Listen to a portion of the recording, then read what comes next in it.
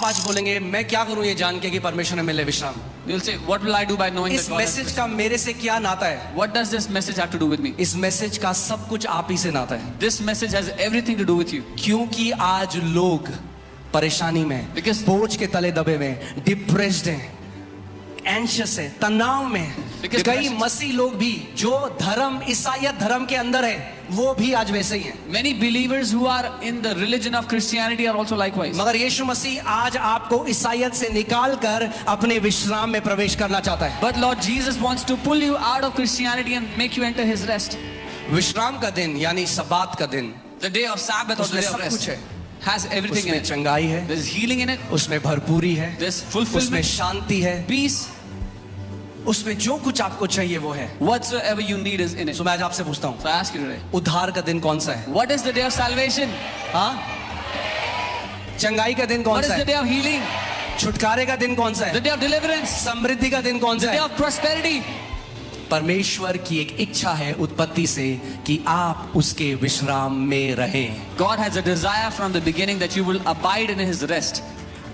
धर्म के लिए नहीं बनाया था इंसान को, विश्राम के लिए बनाया था। God did not make man for religion, He made man for rest. मैं फिर से इस बात को बोल रहा हूँ, I'll say it again. परमेश्वर ने इंसान को धर्म के लिए नहीं विश्राम के लिए बनाया था। God did not make man for religion, God made man for rest. Last Sunday क्या हुआ कि किसी ने मुझे मैसेज किया और बोला कि आप लोग संडे को क्यों मिलते हो, सब्त का दिन तो शनिवार को है। And what happened? Somebody messaged us last week and said, "Why do you meet on Sundays? Saturday is supposed to be the Sabbath ये day. आप लोग गलत करते हो, You don't do this right. क्योंकि सब्त का दिन जो है वो शनिवार को है, तो हमें शनिवार को मिलना चाहिए। Because the day of Sabbath is on Saturday, we should meet on Saturday." किसी को कहा है कभी, किसी ने सुना है आपने ऐसा लोगों को बोलते हुए? Has anyone ever heard this? बहुत सारे लोगों ने सुना है। Yeah, many people have heard. और आज मैं वचन में से आपको बताना चाहता हूँ कि असली में शब्द का दिन कब है और शब्द का मतलब क्या है। So I want to tell you from the word, what does it mean to have a Sabbath day and what does it really mean to have Sabbath? आमीन। मगर इससे पहले हम वचन की तरफ चलें, But before मैं we go चाहता to हूँ the आप इस आयत को ध्यान से सुने। Before we go into the word, I want you to hear this verse in मत्ती 11:25 और 26वीं आयत में मैं इसको पढ़ देता हूँ। Matthew 11:25 and 26. I'll उसी read it. समय यीशु ने कहा, हे पिता, स्वर्ग और पृथ्वी के प्रभु, मैं तेरी स्तुति करता हूँ क्योंकि तूने इन बातों को बुद्धिमानों और समझदारों से छिपाया और बच्चों पर प्रकट किया है।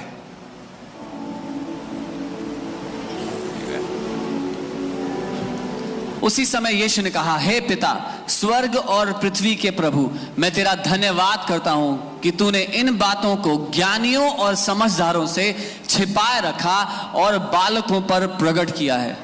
मैं चाहता हूं आप ध्यान से इस बात को समझें। I want you to hear this carefully. परमेश्वर पिता का एक स्वभाव है There is a nature of our Father कि God वो अपने राज्य की जो बातें हैं that the things of His kingdom वो उन लोगों से छुपाता है जो अपनी नजर में बहुत ही ज्ञानी और बुद्धिमान और समझदार हैं। He hides it from those people who think they are very knowledgeable, very wise in their own eyes. सो अगर आपको लगता है कि मैं बहुत इंटेलेक्चुअल हूँ, मैं बहुत तर्क वितर्क करने वाला हूँ, कई बार लोग उसको बहुत अच्छा समझते हैं, मगर अगर आप वैसे अपने आप को सोचते हैं कि मैं दुनियावी रूप में बहुत बुद्धिमान हूँ, तो प्रभु यीशु मसीह कह रहा है पिता अपने स्वर्ग के राज्य की बातें आपसे छुपा देगा। So if you think you are very intellectual, you have great knowledge and you know many things, then the Lord will hide the things of His kingdom from you. और वो किस पर प्रकट करता है अपनी बातों को? And who will He reveal these things to? बच्चों पे, To kids, to babes, बच्चों पे। to babes. अगर आप चाहते हैं कि परमेश्वर पिता आपके ऊपर अपनी बातों को प्रकट करे, हमें जरूरी है कि हम छोटे बच्चों की तरह उसकी उपस्थिति में आए। If you want that the Father should reveal the things of His kingdom to you, then you have the need to come to Him like a small child, नम्रता और दीनता के साथ, with humility and meekness. अपने title लेके, मैं PhD हूँ, परमेश्वर पिता को कोई फर्क नहीं पड़ता आप पीएचडी हो, सीएचडी हो, डीएचडी हो। Not with your titles, I'm a PhD. The Father doesn't care if you're a PhD, DSD, TSD, whatever. हमारे टाइटल हेवन रिकॉग्नाइज नहीं करता। The heaven does not recognize our titles.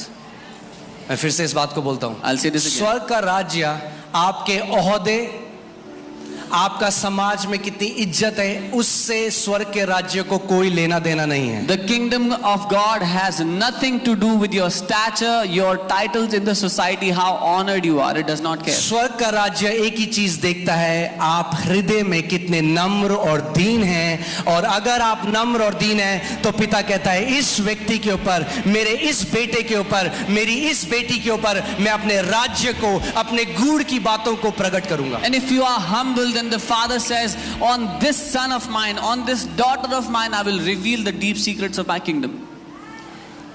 Amen. So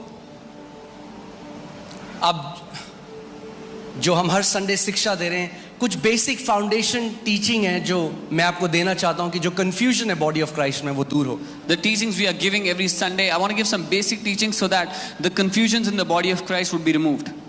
क्योंकि कई लोग हैं जो ये मानते हैं कि संडे को हमारा मिलना सही नहीं है, ये गलत है. Because there are many people who believe it's not the right कई thing to मसीह do. लोग मानते हैं. Many believers think that it's not right to meet on Sundays. सो वो कहते हैं सब्त का दिन सैटरडे को है. They say Saturday is the Sabbath day. सो मैं चाहता हूं कि हम लोग आज कुछ सीखेंगे वचन से. So we will learn something from the word today. आमेन. हमें ये सबसे पहले ये सीखना जरूरी है कि सब्त के दिन का मतलब क्या है. And it is important for us to first learn what does it mean to have a Sabbath. आमेन. और जो ये शब्द है सैबत या हिंदी में सब्त, And this word Sabbath, मैं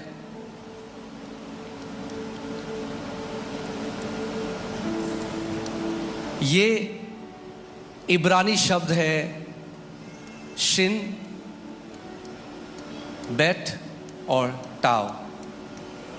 this is a Hebrew word. शबत, यहां से हमें शब्द मिलता है सैबत. From these alphabets is how we get the word Sabbath. आमेन. और ये जो शब्द है सैबत, इसी में इसका मतलब भी छुपा हुआ है. And the meaning of this word is hidden in the word itself.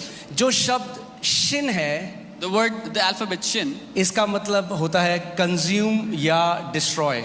it means नाश करना नाश करना या Right. इस्तेमाल करना. परमेश्वर क्या कहता है, वो क्या है, वो कहता है I am a consuming fire. The Father says मैं एक भस्म पढ़ा है करने आपने वाली वचन आग में, हूँ. वो कहता है मैं भस्म कर देने वाली आग हूं. I am a consuming मगर fire. क्या भस्म करना चाहता है परमेश्वर? What does the Father want to consume? परमेश्वर आपके जीवन से हर एक वो चीज भस्म करना चाहता है जो आपको उसकी उपस्थिति से दूर लेकर जाती है. The Father wants to consume everything that takes you away from His presence. हर एक वो चीज परमेश्वर भस्म करना चाहता है जो आपके विरोध में कार्य कर रही है. Everything that is working against you, the Father wants to destroy it. Amen. So Shin का मतलब होता है डिस्ट्रॉय करना. ये परमेश्वर के पैशन की बात करता है, यानी परमेश्वर की एक जलन है. और वो जलन जो है वो कहती है कि मैं हर एक उस चीज को नाश कर दूंगा, दुष्ट आत्माओं के बॉन्डेज को, बीमारियों को, हर एक चीज को जो मेरे बच्चों के विरोध में कार्य कर रही है. Sin shows the passion of God towards His children. The Father says, I will destroy everything that is consuming, that is harming my children. जो शब्द बेट है, The इसका alphabet मतलब Bet. होता है हाउस या घर. Bet means house. जैसे यीशु मसीह कहाँ पैदा हुए थे? Where was Jesus born? Bethlehem. Bethlehem, lehem means bread, house of bread, रोटी का घर, इसीलिए उसको बेथलेहम कहते हैं. Yeah. Jesus was born in Bethlehem, which means the house of bread. सो बेट जो शब्द है उसका मतलब है घर या tabernacle. The word bet means house or tabernacle या तंबू. आमेन. और जो वर्ड टाव है इसका मतलब है covenant. And the word tav means covenant या वाचा. और इसका जो सिंबल अगर आप एंशिएंट हिब्रू में देखोगे वो था cross. And the ancient Hebrew symbol for this word was the अब cross. सुनिए इसके पीछे क्या मिस्ट्री है, क्या रेवलेशन है. Now hear the revelation of the mystery behind it. परमेश्वर कह रहे हैं मैं पैशनेट हूं. The Lord is saying, मैं जलन रखता हूँ. I am passionate. मैं इस जलन से जल रहा हूं कि मैं हर एक उस चीज को नाश कर दूंगा जो मेरे बच्चों के विरोध में कार्य करता है. I am burning with this passion to destroy everything that is working against my children. और मैं अपने बच्चों को वापस अपने घर में लेकर आऊंगा. And I will bring my children back into my house. कैसे? How? उस क्रूस के द्वारा उनके साथ एक अनंत की वाचा बांधूंगा। By making a Eternal covenant. covenant. By making an eternal covenant with them through the cross. Amen. अगर आपने आखिरी चैप्टर रेवलेशन का पढ़ा है, उसमें लिखा है कि the dwelling of God will be with man. If you've read the last chapter of Revelation, वो कहता है परमेश्वर का वास अपने लोगों के बीच में होगा। Amen. So सबसे पहले परमेश्वर क्या कर रहे हैं? प्रभु यीशु मसीह ने क्या किया? उसने शैतान को, पाप को नाश कर दिया क्रूस के ऊपर, और अब वापस वो हमें, यीशु ने कहा मैं जाकर तुम्हारे लिए जगह तैयार करता हूं ताकि जहां मैं रहता हूं वहां तुम भी रहो।